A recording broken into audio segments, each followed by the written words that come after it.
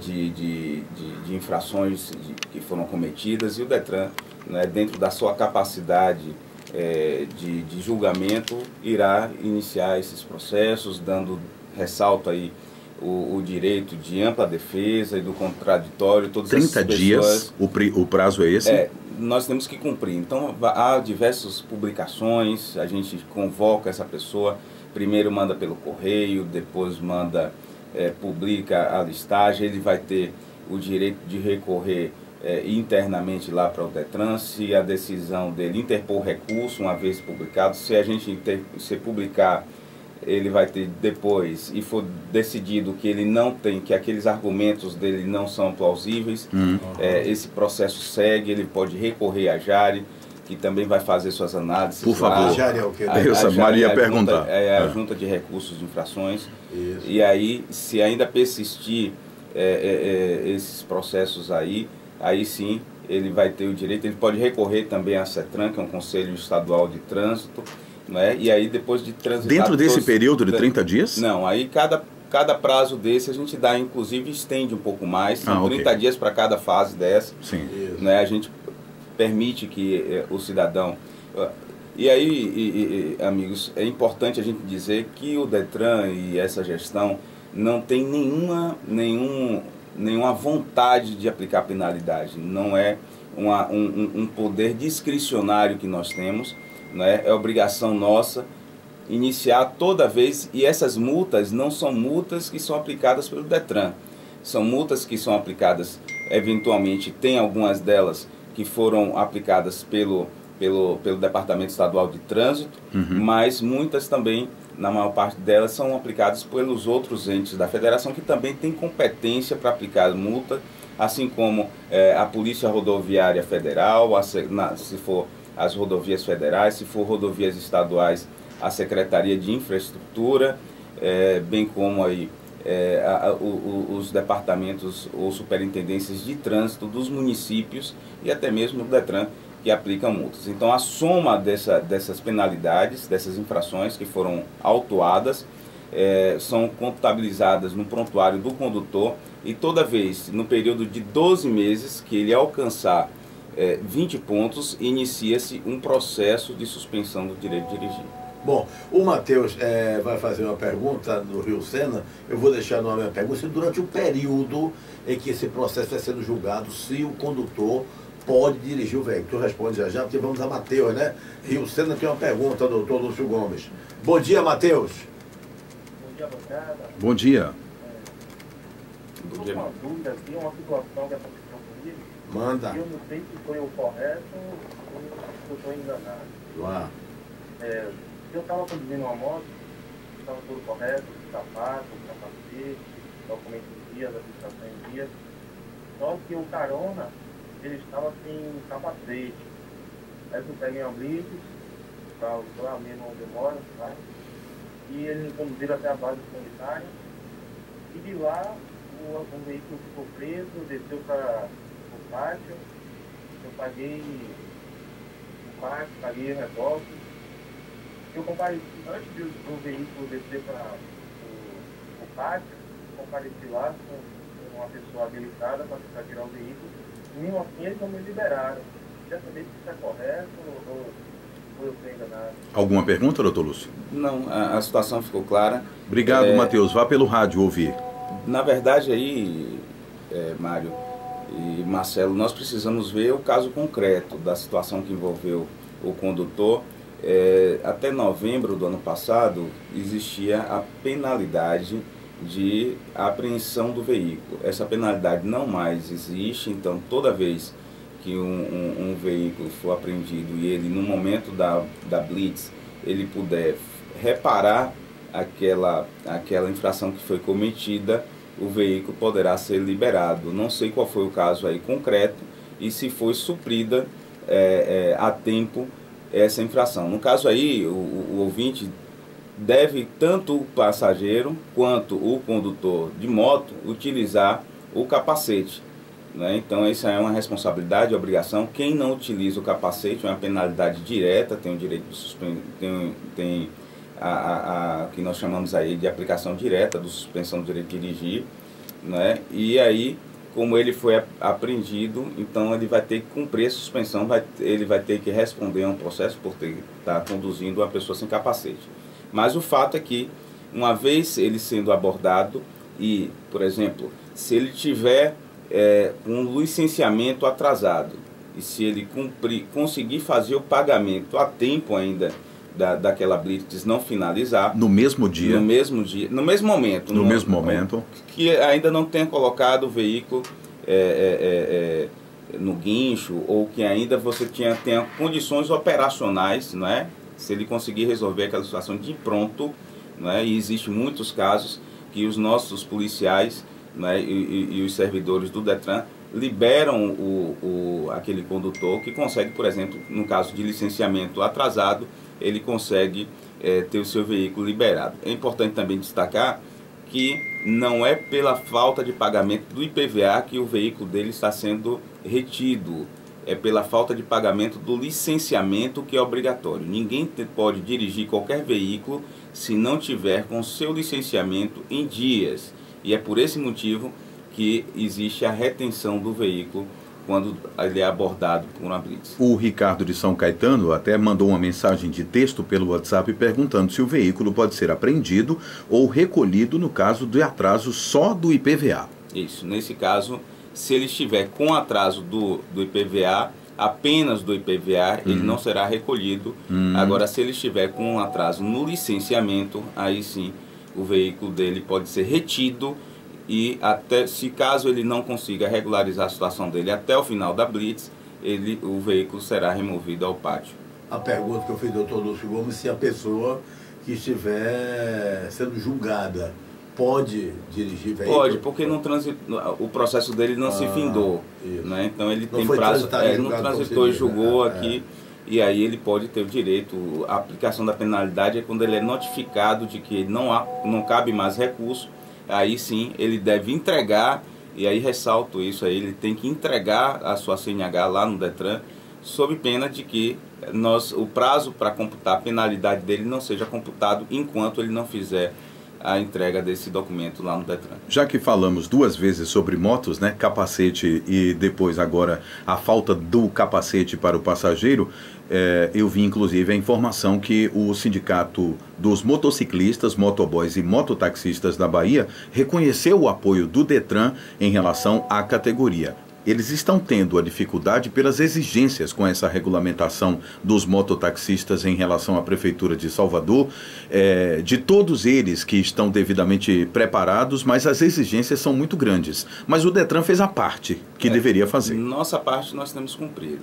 Inclusive, quero convidar aí os demais motociclistas e mototaxistas que são ainda a oportunidade, né? A oportunidade, o Detran, na verdade, não está conseguindo formar turma, né? Nós já formamos aí mais de 1.500 pessoas, mas hoje nós temos pouca demanda.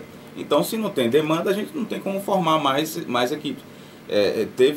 Quando começou a ser exigido a ACC, que é a autorização para conduzir cinquentinhas, isso, né? O Detran formou turmas, mas nós não tivemos alunos interessados, tanto que a gente teve que recuar na oferta desse curso, né? Da mesma sorte que está acontecendo hoje com os mototaxistas. Então, toda aquela comunidade que deseja obter esse certificado para que ele possa exercer essa profissão num momento tão difícil em que os empregos estão cada vez mais escassos, não é? É uma oportunidade que a pessoa tem de se regularizar, não é? Exercer a sua atividade de forma legal, sem ter nenhum tipo de desavença, isso aí com o poder público, não é? E é importante a gente ter essa atividade regulamentada, porque traz uma segurança, não só para os órgãos de fiscalização, quanto também para a segurança pública e principalmente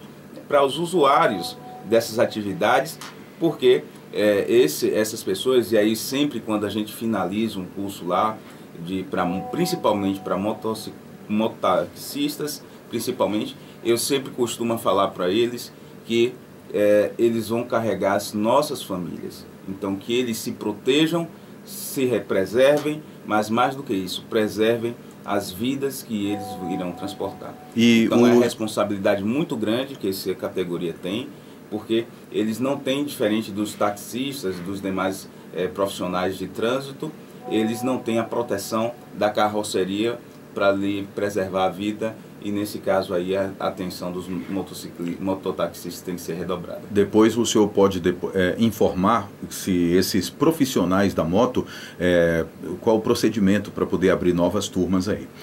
Falando em moto, o repórter Paulinho FP anda de 2 rodas e vai trazer a informação do trânsito. Paulinho. Olha, amigos do Ligação Direta, Vale do Mugunjá. Esta via faz a ligação entre a Avenida Vasco da Gama e a Avenida Mário Leal Ferreira, conhecida como Avenida Bonocô.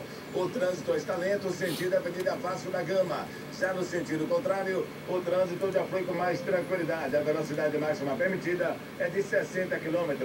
Com informações do trânsito em tempo real, repórter Paulinho FP para o Ligação Direta da Nova Salvador FM 92,3.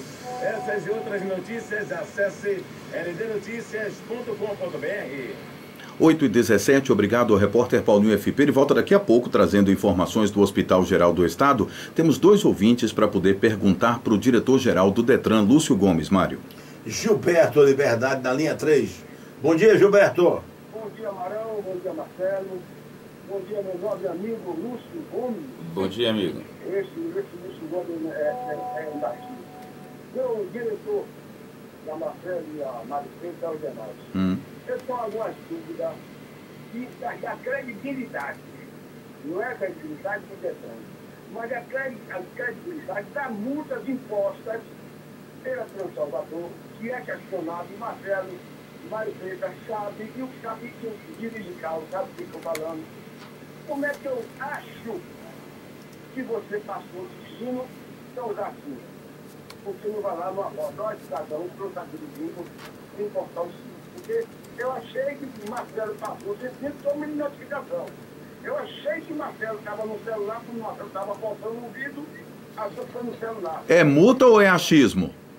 Muito achismo. Ah. Muito achismo. Está pelo Salvador.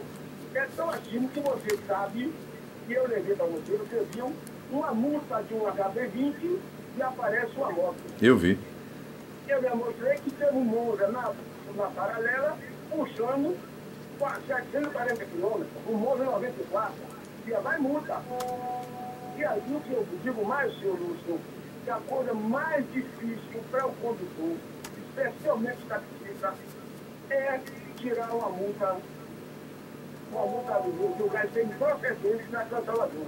Então, pronto, tem uma multa, e o taxista foi multado, eu largou com a senhora na porta do hotel na Barra, e o agente botou as camisetas dentro do pau, assim na multa. A redação é essa. Onde a camiseta para a multa? Quer dizer, fica difícil. A gente dá uma credibilidade a Transalvador. Não tem como. E o senhor, como diretor, está cumprindo a sua determinação, que é existir em suas mãos, mas eu questiono essas multas da Transalvador. É questionável, sim, porque o mesmo até os radares que não tem manutenção, as sinaleiras que não tem manutenção, o senhor sabe, está no CTB, que a CTB tem que ter a manutenção semestralmente ou anualmente. E não tem, mas a multa vem.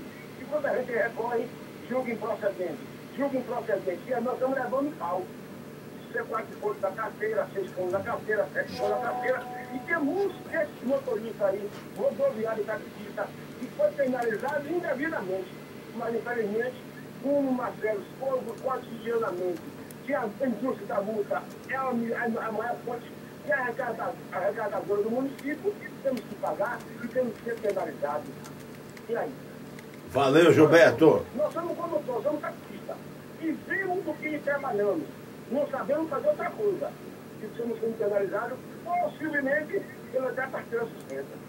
Bom dia a você. Obrigado, Gilberto. Obrigado. Ele na verdade, ele não perguntou, ele afirmou, né? Mas eu queria fazer um comentário sobre o senhor Gilberto, um grande representante da categoria, um batalhador, um lutador, que nos ajuda muito, nos ensina muito, com a sua experiência, com a sua expertise aí no trânsito, é um conhecedor nato das dificuldades dessa categoria importante, de profissionais do trânsito, que são os taxistas, e um batalhador, um lutador dessa categoria. Ele com unhas e dentes defende essa classe, a quem eu parabenizo, e a semana passada inclusive tivemos lá conversando, ele sempre atento a essas dificuldades que eles têm lá, e ele é certamente um grande representante dessa categoria, um verdadeiro porta-voz dessa importante categoria de profissionais do trânsito. Infelizmente, senhor Gilberto, como o senhor mesmo e a gente já tem conversado algumas vezes, ao Detran cabe apenas não contestar as multas, né? E aí tem as instituições apropriadas para isso, e caso o recurso, quer seja da Trans Salvador, para qualquer outro órgão autuador, se ele for julgado improcedente, ainda cabe recurso ao Conselho Estadual de Trânsito, que aí não é vinculado nem à Trans Salvador, nem ao Detran, nem à Polícia Rodoviária Federal. Cabe recurso, e aí eu acho que vocês têm todo o direito, se for independente, quero ressaltar aí, se a multa for inadequada ou aplicada de forma inapropriada, ainda que seja de competência do Detran, acho que é um direito que deve ser exercido pelo condutor. Conselho Estadual de CETRAN, Conselho Estadual de Trânsito. Exatamente. Independente de qual órgão aplicou, em qualquer município. Em qualquer município. Em qualquer município. É importante saber. Ele pode recorrer ao CETRAN, e aí vai ser feito certamente, que aí não é um órgão colegiado, inclusive tem a organização, dentro desse órgão colegiado tem a participação da organização civil organizada, né? Então é um órgão que tem isonomia para poder tratar essas questões e aplicação correta ou não daquela penalidade. Tem duas perguntas parecidas. Bom dia, Marcelo. Pergunta para o doutor como fica sabendo das carteiras que estão suspensas. Manuel, taxista. Bancada, bom dia. Gostaria que fosse perguntado ao entrevistado onde a gente pode consultar e saber a relação dos motoristas que estão com direito de dirigir suspenso. Obrigado. Lázaro de Camaçari. Bom, sempre são publicados no Diário Oficial do Estado, e também tem a relação completa lá no site do Detran, www.detran.ba.gov.br. Roque, da Terezinha, né, Mário? Isso. Linha 2, bom dia, Roque. Bom dia, bancada, bom dia, o diretor aí. Mas, olha, eu tenho duas perguntas para fazer o senhor. No ano passado, eu tive um problema com a Polícia Estadual, porque meu emplacamento estava pago e ele queria prender meu carro. Teve até uma polêmica, e quase a gente vai se parar lá no fórum. Quando é agora, meu carro está pago, sábado, tive o mesmo problema na Estrada do Coco. Eu mostrei meus comprovantes que a minha última parcela já tinha quitado e quase tem que deixar meu carro. Porque o Detran deveria, quando a gente quitar, imediatamente pegar o documento da agência do carro. Você tem certo presposto da polícia e não quer aceitar, diz que o que vale é o documento dele. Entendeu? Então o Detran tem que liberar logo o documento da pessoa. Porque a pessoa fica dando seu documento pago e os prespostos ficam criando problema. Não quer que eu me diga. Essa é uma pergunta, não é, Roque? Isso. E a outra pergunta, ali na Baixada tem aquela rua que a gente quer ficar voando, eu sobe pro carro. Então eu tenho um cliente ali que eu vou todos os meses. Aí eu chego, dou a volta ali na frente da ladeira do Pelourinho. Então eu recebi 2 multas, só porque o carro botou a cara para a ladeira e disse que eu estava transitando dentro do Pelourinho. Como é que a câmera, só a gente botar a cara para a ladeira, a câmera já está dando a multa. Eu estou com 2 multas de 130 para pagar sem transitar dentro do Pelourinho. Ok? Ok, Roque. Valeu, Alguma Roque. pergunta para o Roque, doutor Lúcio? Bom, essa última aí, ele tem que... Vale a mesma ponderação que eu fiz antes, cabe recurso aí para a Jari do município, e se for o caso aí para a CETRAN, e não são multas aí da competência do Detran. Com relação aí à questão da entrega da SCNH, infelizmente, Marcelo e Marão, nós temos o serviço postal, ele é é o serviço que tem um monopólio dos Correios, e os Correios têm certa dificuldade aí, às vezes atrasa, a depender da localidade, muitas vezes não faz nem entrega, e aí a gente tem que fazer essa entrega lá no Mas na Detran. defesa eu posso utilizar esse argumento? Não, aí eu vou complementar essas proposições. Pois não. Eles alegam, não é, que no máximo entregam com 15 dias.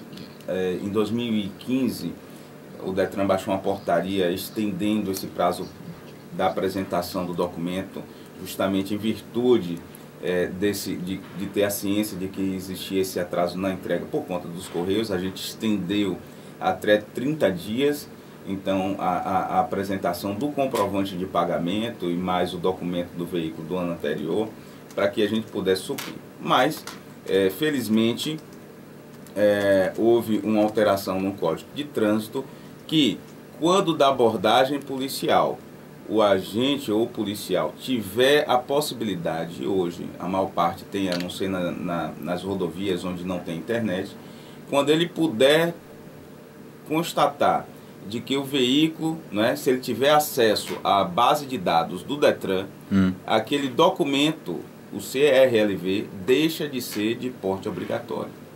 Então basta o policial ou o agente de trânsito consultar para ver a regularidade do veículo, e aí com 15 minutos, ele fez o pagamento em até 15 minutos, é processado no nosso sistema. Então, porque tem um período de compensação. Os boletos bancários são processados com até 48 horas. No caso do documento do veículo, em até 15 minutos é processado, se ele fizer na agência. E aí, uma novidade que nós já estamos...